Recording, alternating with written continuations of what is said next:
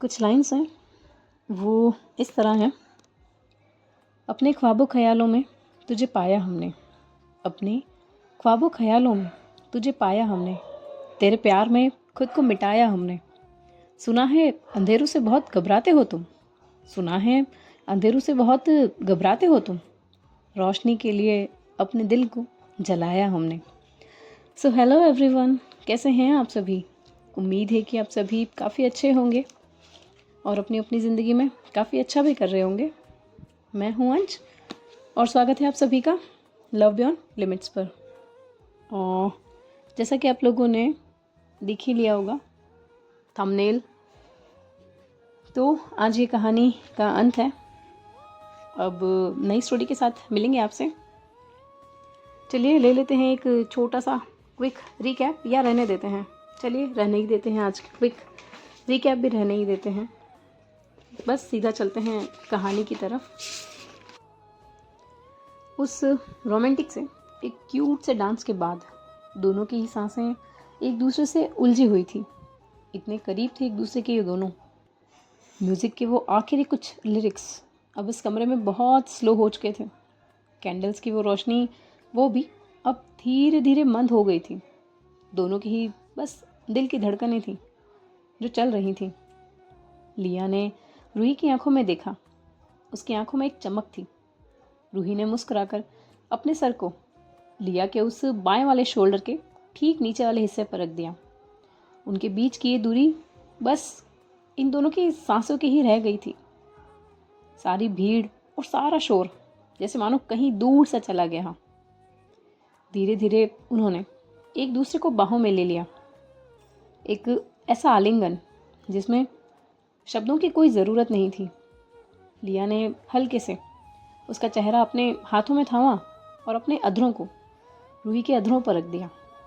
पहले एक जेंटल सा सॉफ्ट किस, एक आई कांटेक्ट और हल्की सी सांसों का मिलना। इन दोनों की ही सांसें पहले एक दूसरे को फील करती हैं, फिर होंठ पहले बस सॉफ्ट सा दबाव। जैसे जैसे कंफर्ट बढ़ने लगता है वैसे वैसे दोनों के ही होंठ धीरे धीरे खुलकर एक रिदमिक मूवमेंट में आ जाते हैं। इस पल में सांस की गर्माहट और दिल की धड़कन एक साथ चल रही है। टंग का वो टच बहुत ही नर्म और स्लो है, जैसे दोनों की ही टंग आपस में कोई सॉफ्ट डांस कर रहे हों, बिना किसी फोर्स के, बस अपने ही एक नेचुरल फ्लो में। होठों की सॉफ्टनेस के साथ ये टंग का ये वार्म, ये मिलकर एक अलग ही केमिस्ट्री बना रहे हैं, जिसमें प्यार, एक्साइटमेंट और क्लोजनेस सब कुछ समाया हुआ है।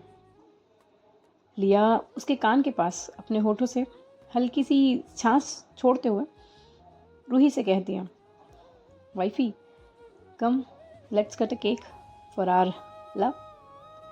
रूही ने भी उसकी बात पर हल्का सा सिर झुकाया और दोनों जाकर उस छोटे से टेबल के वहाँ बैठ जाते हैं, जहाँ एक छोटा सा रेड वेलवेट केक रखा है जिस पर लिखा है फॉरएवर लव। दोनों एक साथ मिलकर उस केक को कट करते हैं और एक दूसरे को वो केक का फर्स्ट बाइट खिलाते हैं।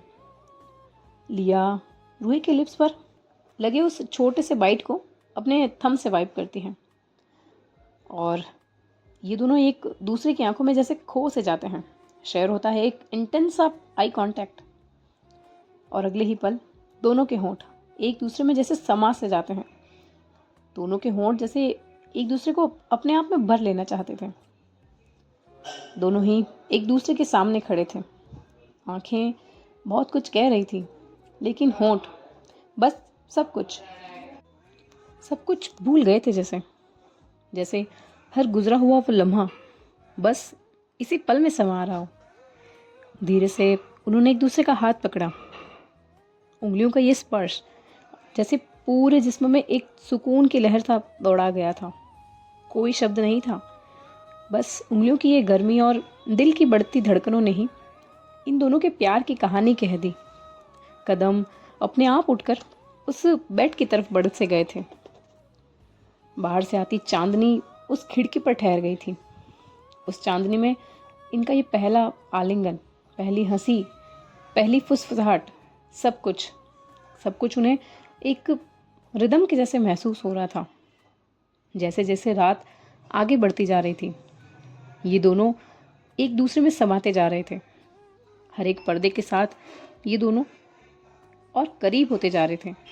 पहले शर्ट के बटन्स, फिर वो कॉर्ड, दोनों की ही बॉडी से एक दूसरे से निकलते जा रहे थे और ये दोनों एक दूसरे में खोते जा रहे थे। रूही के एंकल को उठाकर लिया पहले वहाँ किस करती है, फिर उस किस का सफ़र पैरों से थाइस तक, फिर उस कमर से कॉलर बोन तक।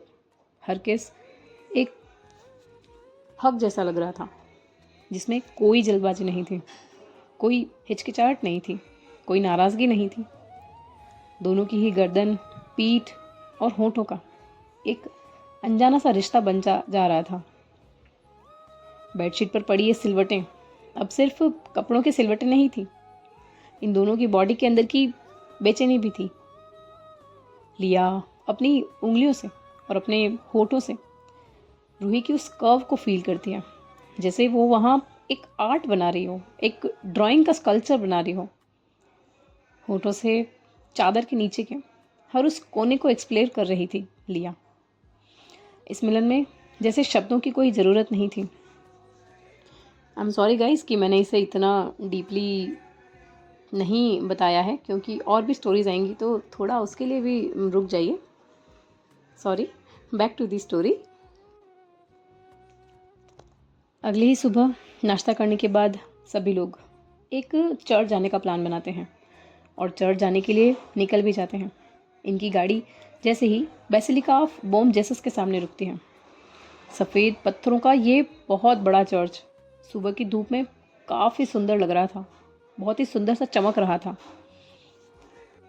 बड़े बड़े लकड़ी के वो दरवाजे और ऊंची ऊंची खिड़कियों से आती वो रोशनी पूरा वातावरण शांत और एकदम पवित्र बना रही थी। सभी लोग एक एक करके उस गाड़ी से उतरते हैं। आभा और आलोक सबसे आगे आगे चल रहे हैं, हाथों में वो कैमरा लिए हर एक जगह की वो पिक्चर्स क्लिक करते हुए जा रहे हैं। पुराने नक्काशी और दरवाज़ों की वो तस्वीरें क्लिक करते हुए निकल रहे हैं। सारा और धीरज यहाँ साथ साथ चल रहे हैं। इस चर्च को एक्सप्लोर करते हुए वो अपनी ही कुछ बातों में मगन हैं। युवान याचना के साथ चर्च के एक बड़े से एरिया में कबूतरों के पीछे दौड़ रहा है। याचना युवान से कहती है, चाचू देखो देखो देखो, वो कबूतर भी कितने खुश हो गए ना, कैसे फुर फुर उड़ रहे हैं। सिया और श्रेया सेकंड लास्ट चलते हुए हाथों में हाथ डाले हुए अपना क्वालिटी टाइम स्पेंड कर रहे हैं। लिया और रूही सबसे पीछे चल रहे हैं।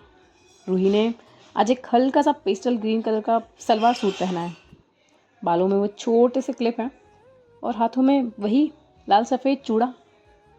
चर्च के अंदर आते ही उसे एक अलग सी शांति और एक सुकून सा फील होता है। लिया एज़ यूजुअल अपने डार्क ब्लू डेनिम और मरून शर्ट में बड़ी सादगी भरी लग रही है, बेहद अच्छी लग रही है। चर्च के अंदर दोनों ही एक लकड़ी की टेबल पर एक मोमबत्ती को लेकर खड़े हैं। रूही धीरे से लिया से कहती हैं, यहाँ कितनी शांति है ना, लगता है जैसे हर दुआ यहाँ सुन ली जाती है। लिया भी मुस्कुराते हुए रूही की बात का जवाब देती है और उससे कहती है, तो चलो अपनी एक दुआ यहाँ छोड़ देते हैं, तुम्हारे लिए, हमारे लिए। रूही लिया की ओर देखती है और उसकी आंखों में हल्की सी नमी है और मुस्कान दोनों ही साथ साथ हैं। दोनों ही हाथ जोड़कर कुछ पल खामोशी में अपनी अपनी प्रार्थना करते हैं। पास ही ऑर्गन पर बजती वो हल्की हल्की धुन, मोमबत्तियों की टिमटिमाती है रोशनी और पुराने पत्थरों की खुशबू सब मिलकर इस मोमेंट को और भी पवित्र बना देते हैं। दुआ करने के बाद लिया रूही की ओर झुककर धीमे से स्वर में कहती है, तुम्हारे साथ यहाँ होना लगता है जैसे मेरी हर दुआ पूरी हो रही है। रूही भी मुस्कुराते हुए लिया को देखती है। बाकी सभी लोग पिक्चर्स क्लिक कर रहे हैं और हंसी मजाक कर रहे हैं। इसी तरह चर्च का विज़िट के बाद सभी लोग थोड़ा आराम करते हैं और शाम को सनसेट पॉइंट पर मिलते हैं। अब सूरज महाराज क्षितिज को छूते हुए नारंगी और गुलाबी रंग से समंदर को रंग रहा है। लहरों से आती है नमकीन हवा उस डेक की सफ़ेद सी रेलिंग पर टकराकर मीठी मीठी भीनी भीनी एक ठंडक सी फैला रही है। चारों तरफ चांदी जैसी केसरी लाइट्स की वो लड़ियाँ टिमटिमा रही थी, जैसे छोटे छोटे तारे ज़मीन पर उतर आए हों। डेक के बीचों बीच एक छोटा सा स्टेज बनाया हुआ है। सारा और हर्षाली इस पार्टी को होस्ट कर रहे हैं। आज की ये शाम लिया और रूही के नाम।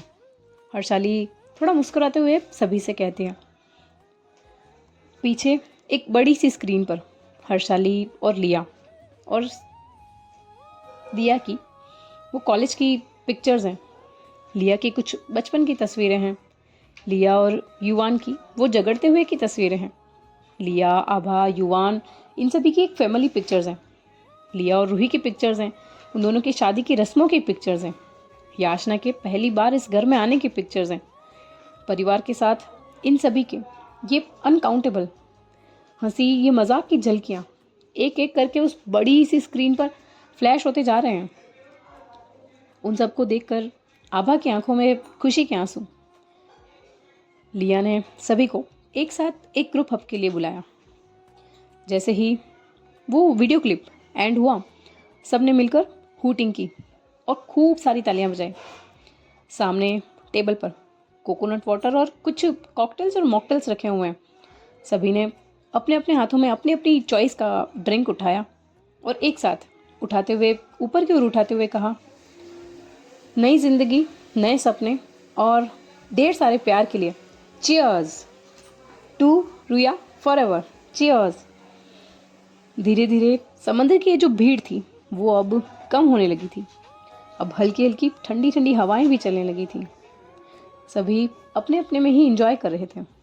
लिया ने रूही की हथेली थामकर उससे कहा, वाइफी कम हियर। दोनों उस रेलिंग के पास पहुंचे जहां नीचे काली लहरें चांदनी में चमक रही थी। रूही ने हल्की सी मुस्कान के साथ कहा, मंकी, ये सफ़र यहीं ख़त्म तो नहीं होगा ना? लिया ने उसकी उंगलियों में अपनी उंगलियों को फंसाकर कहा, नहीं नहीं, ये तो हमारी कहानी की शुरुआत है। सुबह की कॉफ़ी, वो लेट नाइट टॉक्स और तुम्हारी ये छोटी छोटी नोक-झोंक, ये प्यार, ये सब कुछ तुम्हारे साथ अभी तो जीना है वाइफी, अभी ख़त्म कहाँ हुआ है।